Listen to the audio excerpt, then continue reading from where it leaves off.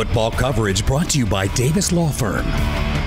Texans rookie wide receiver Tank Dell was outstanding in Sunday's 37-17 upset victory of their AFC South rival Jacksonville. The former Houston Cougar has recorded 15 receptions for 251 receiving yards and 2 touchdowns through 3 games. He's tied for the team lead in receptions, ranked second in receiving yards, and first in TDs. Dell's biggest play against the Jaguars was his 68-yard touchdown in the 4th quarter. I feel like I got to get a props to the O-line, man. Them boys was holding up all game, but you know, that was kind of a deep play pass for us, so the O-line had to hold up for us, and, you know, they did their job, and CJ delivered a great ball, and, you know, we took care of the rest, but it was great. Next, Tank and the rest of the Texans offense will be put to the test when Houston returns home for a Week 4 matchup against the Steelers at NRG Stadium. On that same day, the Texans will induct retired defensive end J.J. Watt into their Ring of Honor. Turning the conversation now over to Major League Baseball. The season ends October 1st, and the postseason begins 2 days later. And nothing is decided in the Rangers and Astros division. Teams in the American League West are in a very tight race for the title, despite the Texas Rangers having led the division for more than 100 days this season. But thanks to a current 6-game win streak, the Rangers lead the division with a 2.5-game cushion. Meanwhile, the Astros and Mariners continue their pivotal series for the final AL wildcard spot. We'll recap tonight's action on the Night Beats. The much-anticipated Canelo Alvarez fight against Jermell Charlo is this coming Saturday, and San Antonio's Mario Barrios is on the undercard. He will be fighting for the WBC Interim World Welterweight title belt. Sports producer Daniel Villanueva caught up with Barrios to see what it's going to take for him to defeat Yordenis Ugas. It's going to take, everything that I've learned, and, my whole boxing career, to pull off this victory. Me and Ugas, we have a lot of respect for each other, but, this fight, it's only business. And, I know he's coming ready. I've seen him fight plenty of times. I know the type of fighter that he is. And I think, given both of our styles, this fight, it has potential to be, a very explosive fight. And it's one of those fights that could easily, steal, I think, the show on the whole card. I love it. All right, the pay-per-view broadcast will start at 7 p.m. San Antonio time. You can read more on the upcoming fight on instant replay, the page of KSAT12. I like his Spurs hat. You see what he had on when he was training? Yeah, nice gear. Pretty sweet. Thank you, Mary. Thank you. Okay, coming up next, what a new biomedical research hub in Texas means for San Antonio. Stay with us.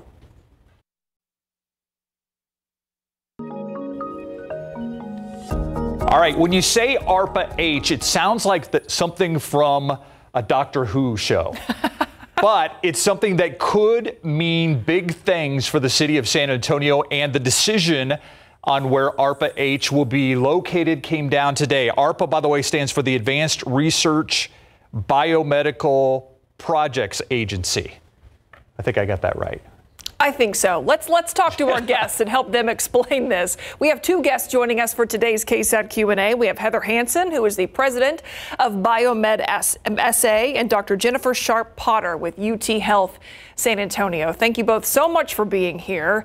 First things first, explain what this agency is all about and why Texas was the choice for the location. Sure. This agency is about funding biomedical research and translating that research into actual healthcare interventions for all Americans across the country. So what makes Texas an ideal location for this is that we have the demographics, particularly in San Antonio, that all of this healthcare innovation needs to help. And we also have the biomedical capabilities, the research, the institutions here in San Antonio that can help support this very important work to improve healthcare. Heather, before we move on to Dr. Potter, does this mean jobs and money flowing into the San Antonio economy? Absolutely. There are a lot of mechanisms that this money can flow down through San Antonio, but a key one is just the visibility across the country that Texas and San Antonio in particular, we're a bioscience hub. And we're in the same categories as other cities that are doing work, except our research is beneficial to the demographic that represents the future of America. Dr. Potter, I want to ask you the next question. The physical facility involved in this project, that'll be located in Dallas, but San Antonio already has so many really key and critical research institutes, UT Health San Antonio, Texas Biomed, BioBridge Global. So what is this location, this announcement of Texas getting this new resource? What's that going to do for the agencies that are already hard at work in this field right here in the Alamo City? Thanks for that great question. The first thing I'd say is that this is a great day for science. And it's a great day for San Antonio, and it's a fabulous opportunity for Texas as a whole to showcase what we are doing, not only in the city of San Antonio, but in South Texas and the region, to focus on the problems and challenges that we face in the health of our citizens. I would also give a shout out to UTSA, because this is an opportunity for all the institutions to continue the wonderful collaboration that we have in San Antonio to focus on the problems that we see as most important to improve the health and well-being of Texans. So we're ready to get to work and start writing the grants, showing ARPA-H leadership what we are about in Texas and how we can help to lead the nation in biomedical science and innovation. What specifically does this mean for UT Health San Antonio? So there are a lot of things it means. I mean, reputationally, it's very important. We are a national leader and a global leader in biomedical science and innovation. And so to have the opportunity to compete with the very best and win is a really important piece of this. And it's important to note this was a collaboration throughout the state of Texas. All the institutions conducting biomedical science in the state as well as the nation will benefit from this. For UT Health San Antonio, it's an opportunity for me as Vice President for Research and our university to highlight the science going on here. It brings additional research dollars to our region. It gives us the opportunity to showcase and highlight questions that are important here. So, for example, we have really unique opportunities in science going on here, institutes and centers that are unlike any others in the United States. This is an opportunity for these folks to be doing that research on a national landscape. Heather, I want to bring you back in. For those that aren't familiar with Biomed SA, we're talking about a nonprofit organization that basically fosters the growth of biomedical research in the city of San Antonio. Am I getting that right? Yeah, we are a nonprofit. We're supported by the community, the city of San Antonio, the entities that make up this industry. And our mission is to do exactly that, grow the healthcare and bioscience sector here in San Antonio and the surrounding region. How big a win is this? I mean, this was obviously something that a lot of communities in the country wanted ARPA-H there, correct? Yes. How big a win is this? Yeah, it was a very competitive process. It is a big deal. The visibility that this hub being in Texas is going to bring to our state is huge. People are going to be coming here for events. It's easier for the San Antonio organizations to attend those ARPA-H events to talk about new funding opportunities, but we'll be hosting some as well as part of the hub here in Texas. So people are going to be coming all over. And of course, we will do what we can to maximize the visibility of the entities that are here in San Antonio conducting great research. More people coming to the San Antonio area, jobs and dollars in our local economy. But somebody watching this, I'm sure a question they have is, what does it mean for me as a patient? At the end of the day, how could it impact the health care that I actually receive? What would be the answer to that? Yeah, it's cutting edge research and translated into practice is good for everybody. However, in San Antonio in particular, having this visibility will likely mean more projects coming here, more clinical trials coming here, to where our population will get access first. to these cutting edge technologies, but also because of our population and being part of this hub, new technologies coming out will be designed for our patient demographics because they are very important to the future of healthcare. Dr. Potter, I want to give you the last word here. Anything you want to add to what Heather just talked about? Heather made some really great points. I will add, it matters where research is done. It matters who is included in the science. And so having the opportunity to represent the people of South Texas and San Antonio, to ask questions that matter to them, for individuals to have access to cutting edge clinical trials using state-of-the-art methods, elevates the health and well-being of our city. So I can't emphasize enough that it's important for scientists to connect with community. This is an opportunity to do this through the ARPA-H Hub. Heather Hansen, Biomed SA, Dr. Potter with UT Health San Antonio. Thank you guys so much for being here. Thank you. Thank you. We'll be right back.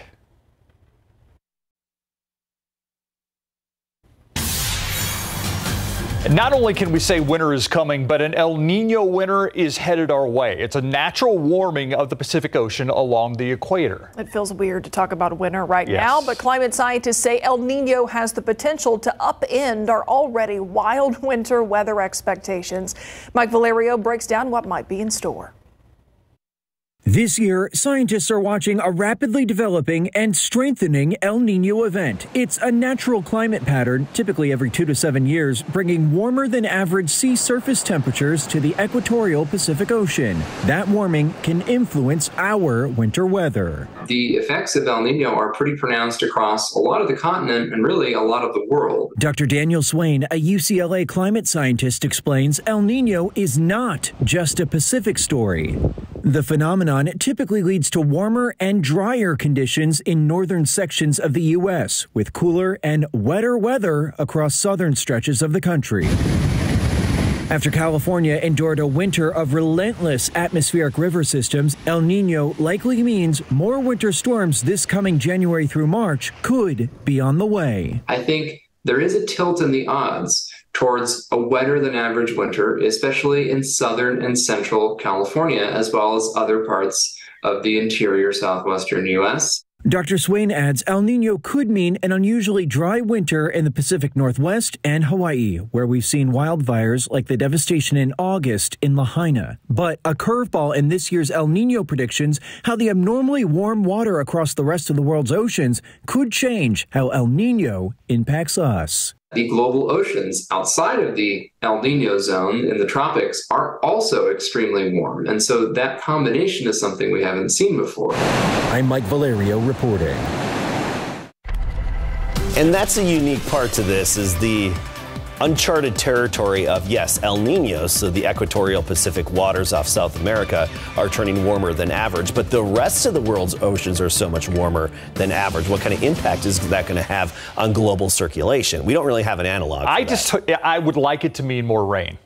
Because we would right all now, like it, you know, without El Nino, we're getting nada. We would all like it to mean more rain, but exercise caution with your expectations. All right. El Nino can slightly favor wetter winters across the southern tier of the U.S. I've seen many ENSO positive or El Nino years. That hasn't been the case around here in Texas. All right, we do have a lot more to talk about even in the short term. We could go on and on. KSAT explains here. All right, we'll see you in a little bit. Yes, we're looking for rain, but we've got something else we're keeping an eye out for, and you got the countdown going. Adam Caskey. For the annular eclipse coming up in October, 18 days away. This is not the same as the total solar eclipse coming April 8th. That is going to be the big one. That's my birthday. Oh, really? Yeah. Oh, perfect. Wow. Boom. Coincidence? Anyway, that's 18 days away from the annular eclipse. It'll be a good one. The moon, of course, going to move in front of the sun. It's going to come in perfect alignment and not quite completely shroud out the sun's light, but you will see the ring of fire with proper eyewear and those eclipse glasses. Those special glasses, or if you're a welder or have a welder's mask, you can use that as well. Here's the path of that annular eclipse, October 14th. It's a Saturday in the morning. Moves into West Texas. That's at 11:45 a.m. Moves into the hill country as well. And San Antonio is going to be a good spot to view. Real sweet spot, though. Roughly Utopia to Hondo to Divine and even Pleasanton as well. But everywhere within this black circle is a really good spot, even along the Texas coast. Rockport, Fulton, Corpus Christi, all the way down to the Land Cut, Baffin Bay area will be good. That's Saturday, August 14th. You do need protective eyewear for the entirety of this eclipse. Whereas in April, there will be a brief period you can remove the glasses if you're in the right spot. We have much more on our website.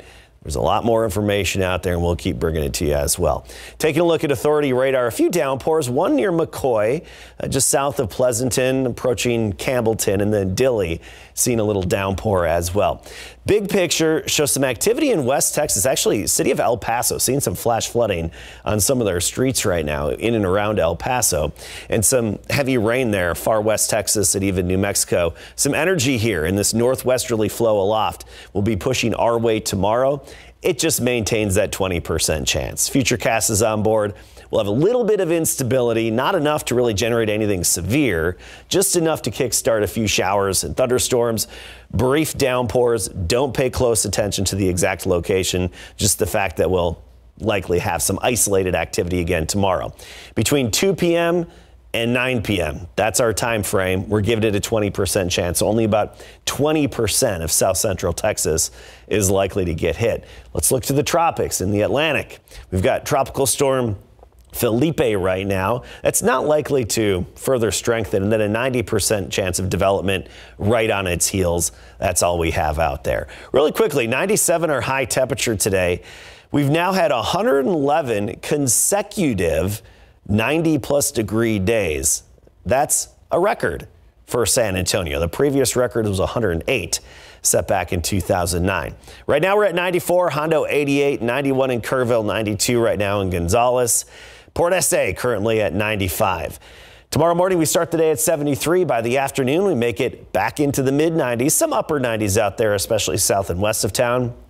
Overall, we'll have a fairly sunny day, just that 20% chance of a shower and storm. And then thereafter, it's just sunny and quiet with similar temperatures both morning and afternoon. Thanks, Adam. We'll be right back.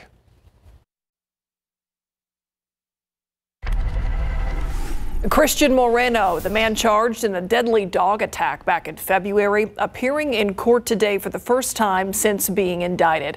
Both the prosecution and defense presented and discussed evidence in this case. There was also talk about a possible change in venue. The next court date is set for next month.